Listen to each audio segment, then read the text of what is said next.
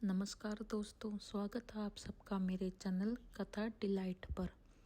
तो दोस्तों, आज हम जगन्नाथपुरी रथ यात्रा की कहानी को सुनेंगे।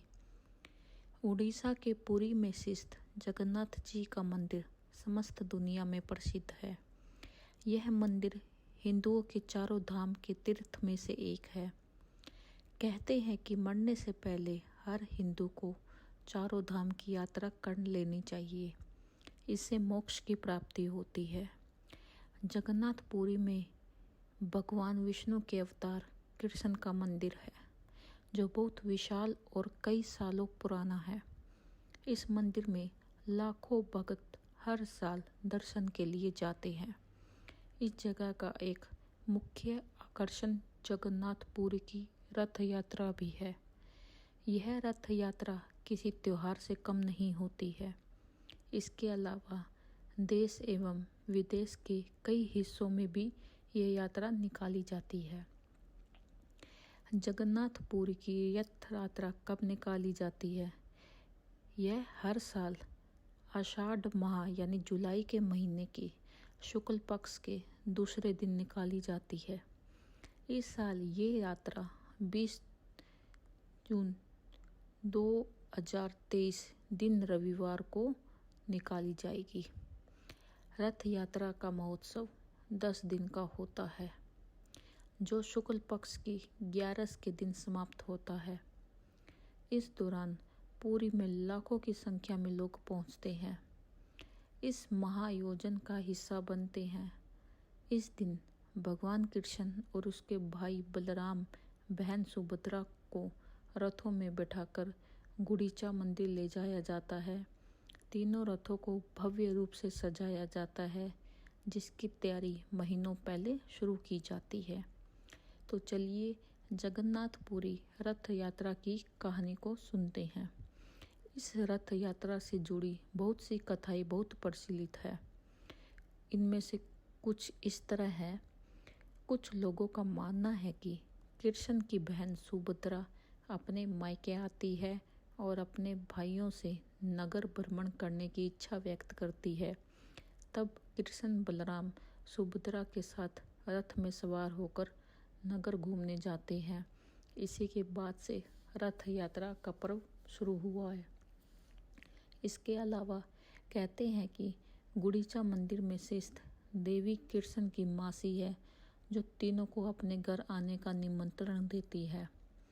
श्री कृष्ण बलराम सुभद्रा के साथ अपनी मासी के घर 10 दिन के लिए रहने जाते हैं।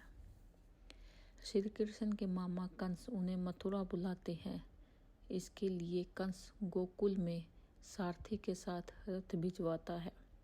कृष्ण अपने भाई बहन के साथ रथ में सवार होकर मथुरा जाते हैं, जिसके बाद से रथ यात्रा पर्व की शुरुआत हुई। कुछ लोगों का मानना यह भी है कि इस दिन श्री कृष्ण कंस का वध करके बलराम के साथ अपनी प्रजा को दर्शन देने के लिए बलराम के साथ मथुरा में रथ यात्रा करते हैं। कृष्ण की रानियां माता रोहिणी से उनकी रासलीला सुनाने को कहती है। माता रोहिणी को लगता है कि कृष्ण की गोपियों के साथ रासलीला के बारे में सुभद्रा को नहीं सुनना चाहिए, इसलिए वो उसे कृष्ण और बलराम के साथ रथ यात्रा के लिए भेज देती है। तभी वहाँ नारद जी प्रकट होते हैं। तीनों को एक साथ देख वे प्रसन्न हो जाते हैं और प्रार्थना करते हैं कि इन तीनों के दर्शन हर साल ऐसे ही होते रहें।